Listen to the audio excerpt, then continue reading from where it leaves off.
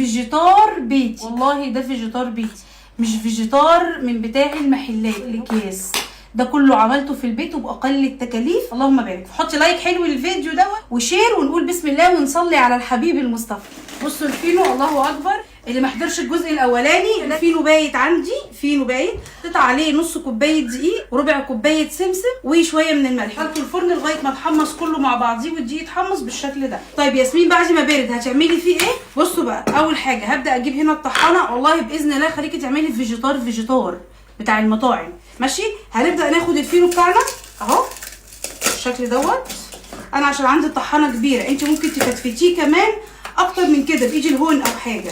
خلاص اهو، بصوا بقى كده، وهبدا ان انا اقفل عليه. بصي، وهبدا اشغل عليه كده. بصي ما شاء الله، بصي فيجيتار. بصي الحبه اللي احنا حطيناهم، بصوا طالعين بودره. انا لبست هنا مرياله عشان طبعا اتمرمط. بصوا بقى، هجيب المصفى بتاعتي، احنا بنعمل فيجيتار مش بنعمل بقسماط، ودي تفرق. طب انا يا ياسمين لو عايزاه بقسماط مش فيجيتار، هعمله في الكبه مش في الطحانه. بصوا هو طالع بودره خالص ازاي، زي الفيجيتار بالظبط اللي بتشتريه. لكن انا لو عايزاه بقسماط، الخطوه دي مهمه جدا اهو. بصوا كده اهو، وهوريكم دلوقتي الريش اللي هيطلع ده ما ينفعش يبقى في البانيه اهو. بصوا ما شاء الله لا قوه الا بالله. بصوا بقى بودره. يلا بينا بقى في الخطوه الاهم والاهم. هنا عندي لبن بودره. بصي بقى، هروح حاطه معلقه لبن بودره. هنا انا بقول لك على خلطه قسما بالله بتعملها المطاعم. هحط معايا نص كوبايه نشا، البانيه يطلع مقرمش. بيكنج باودر يا ياسمين، والله العظيم بيكنج باودر، نص معلقه صغيره بيكنج باودر. عندي كيك شيف برده مفيش مشكله، حطي منها.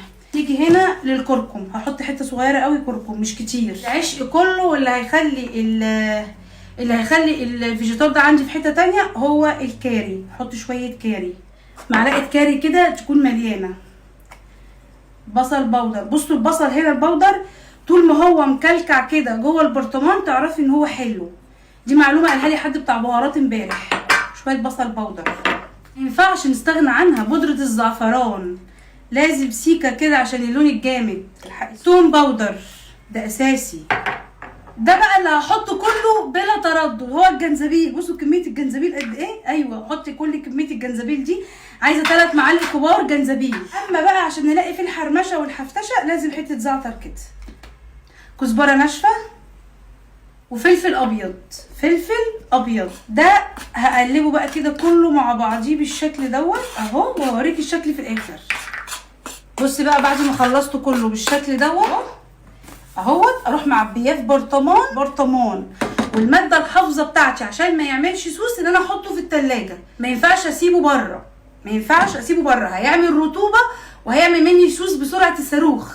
فلازم انا احطه في برطمان او في كيس واربطه واحطه في درج التلاجة. قسما بالله هترجعي في الكومنت تاني وهتقولي لي بجد تسلم ايدك، انا كاني جايبه فيجيتار اللي هي الماركات المعروفه. دمتم في امان الله واشوفكم على خير.